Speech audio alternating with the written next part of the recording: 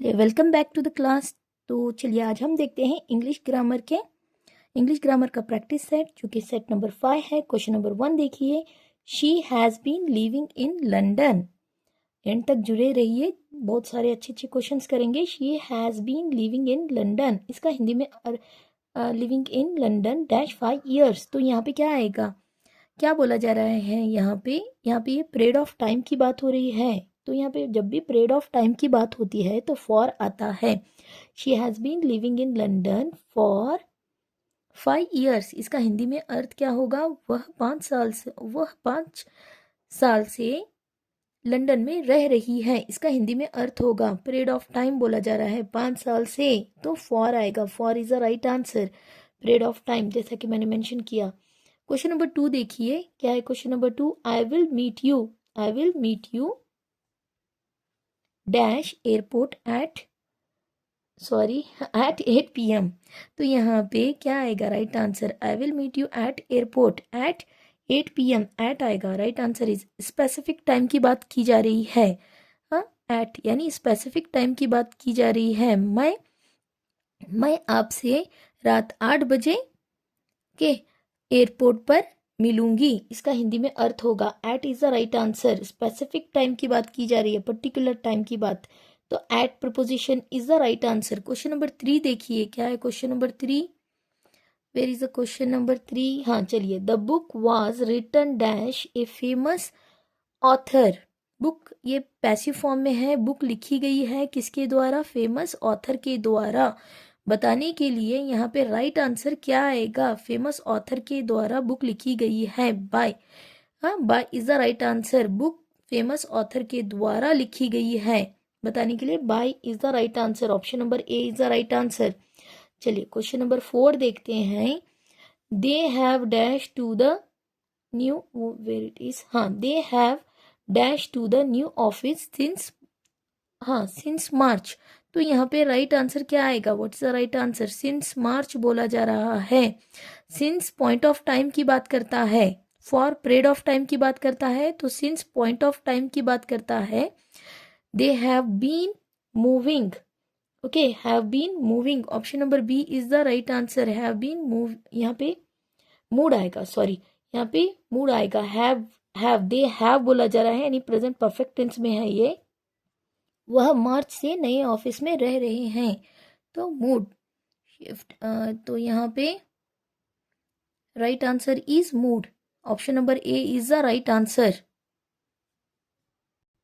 यहाँ पे मूड नहीं आएगा, क्यों, सिंस हमें क्या बताता है, कोई भी काम कंटिन्यू जारी है, हाँ, उस समय हम प्रेजेंट परफेक्ट कंटिन्यूस टेंस के साथ लगाते हैं सिंस, तो यहाँ पे सिंस नहीं आएगा, ठीक है। हाँ, मूड यानी मूड का अर्थ क्या होगा, कंप्लीटेड एक्शन, कंप्लीट हो चुका है बट यहाँ पे नहीं हुआ है, ओके, तो हैव बीन आना था यहाँ पे, दे हैव बीन, सॉरी मैं टाइप करना भूल गई, they have been, okay, they have been, तो राइट आंसर क्या आएगा, they have been moving to the new office since March.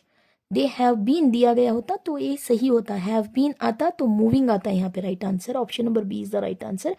Been यहाँ पे लगाना था, they have been moving to the new office, have been moving, तो now it is correct, they have been moving to the new office since March, यानी स्थानांतरित हो रहे हैं, वह मार्च से नए कार्यालय यानी ऑफिस में स्थानांतरित हो रहे हैं।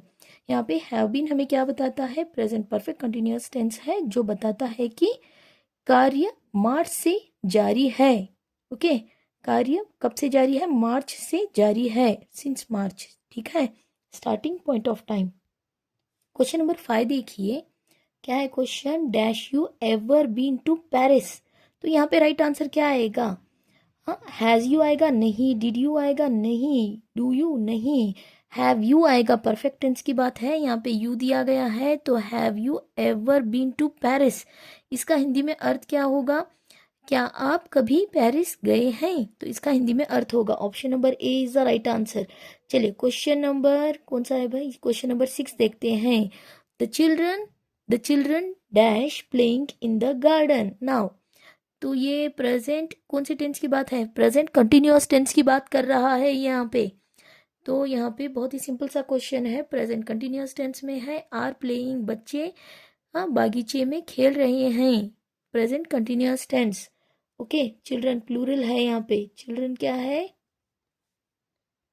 प्लूरल है, तो इसके साथ आर लगेगा, याद रखिए, children are playing in the garden.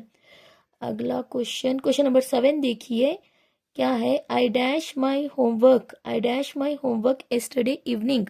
Yesterday evening बोला जा रहा है, एस्टरडे, एस्टरडे यानी यहाँ पे काम हो गया है, एस्टरडे सिंपल पास्ट की बात हो रही है, सिंपल पास्ट की बात हो रही है। I did my homework yesterday evening, यानी मैंने अपना होमवर्क, मैंने अपना होमवर्क कल ही कर लिया, कल शाम में ही कर लिया था, मैं कल शाम को ही अपना होमवर्क कर लिया था। तो इसका हिंदी में अर्थ होगा, मैंने अपना होमवर्क कल शाम को ही कर लिया था। ठीक है, did is the right answer. ये देखिए सिंपल सा क्वेश्चन है, she prefer tea dash coffee, तो टू आएगा, यानी वह कॉफी की तुलना में चाय पसंद करती है। Too, too is the right answer, तो यहाँ पे राइट आंसर क्या आएगा, too. Option number C is the right answer. Question number 9 देखिए, बहुत ही सिंपल सा क्वेश्चन है, look the baby is crying. हाँ, लुक प्रेजेंट टेंस, तो यहाँ पे baby is crying, option number D is the right answer. Question number 10 देखिए, he dash his keys yesterday, तो यस्टरडे की बात हो रही है, यानी सिंपल पास्ट आएगा, यस्टरडे सिंपल पास्ट आएगा, तो यहाँ पे उसने कल अपनी चाबियां खो दी, बताने के लॉस्ट, V3 आएगा। ठीक है, लॉस्ट। हाँ, तो यहाँ पे राइट आंसर क्या आएगा, यस्टरडे, तो लास्ट नाइट, यस्टरडे की बात हो रही है, तो lost, option number D is the right answer. He lost his keys yesterday, यानी हिंदी में अर्थ क्या होगा, उसने कल अपनी चाबियां खो दी।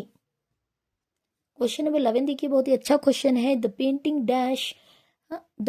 Dash in the 19th century, 19th century बोला जा रहा है, यानी पास्ट की बात हो रही है, 19th सेंचुरी यानी पास्ट की बात हो रही है, तो पैसिव फॉर्म में है, 19th सेंचुरी बोला जा रहा है, तो यहाँ पे राइट क्या आंसर क्या आएगा, वॉज क्रिएटेड। हाँ, was created in 19th century, was is the option number A is the right answer, was created, the painting was created in 19th century. तो इसका हिंदी में अर्थ क्या होगा, यह चित्र 19वीं सदी में बनाया गया था, यह चित्र 19वीं सदी में बनाया गया था।